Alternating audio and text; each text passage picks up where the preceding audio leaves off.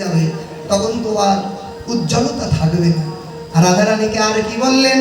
নীল অট্টপট্ট শাড়ি আটিয়া পর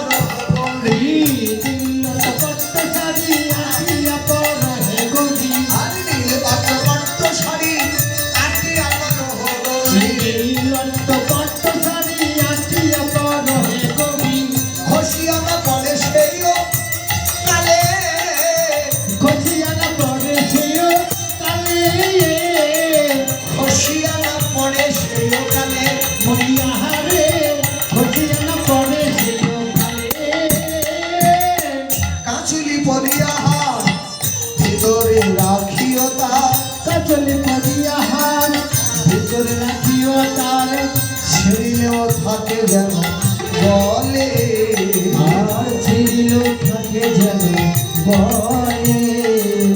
নূপুর পরিতে বলি কোনো তাহা নিষেধ করি, নূপুর পরিতে বলি কোনো তা নিষেধ করি, শরীরে চরণ ভারী আর চলিতে চরণ হবে ভারী।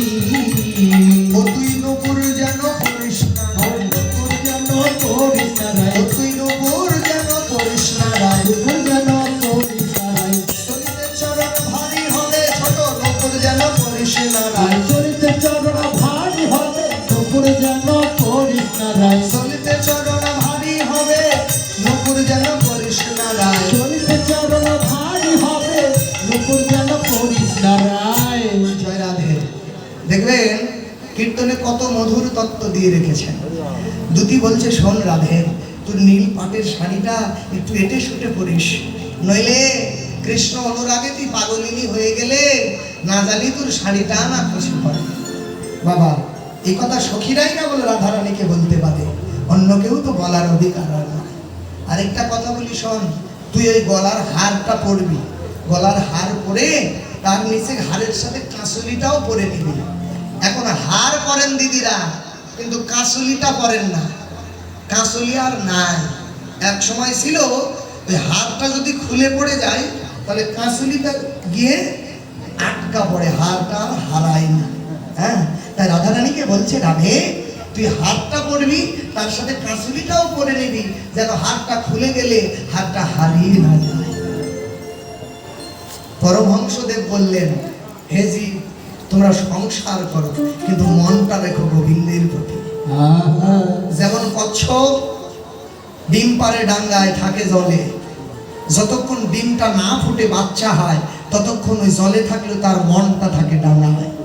তেমনি সংসারে আপনার যত কর্ম যেখানে যেই অবস্থায় থাকি না কেন, আমাদের মনটা থাকে যেন শ্রীকৃষ্ণের শ্রীপাদ পদ্মে। তাই বলছে কাঁসুলি পরবি।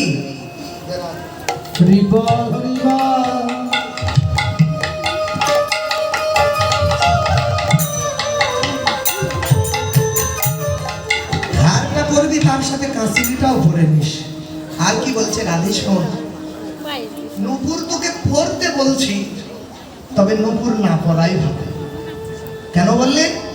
শোন, নূপুর যদি পরিস না, রাত্রিবেলা যখন তুই পরাণ বধূর সাথে দেখা করতে যাবি, তোর নূপুরের শব্দ হবে রুনুঝুনো রুনুঝুনো রুনুঝুনো। রুনুঝুনো শব্দ যদি হয় তাহলে তোর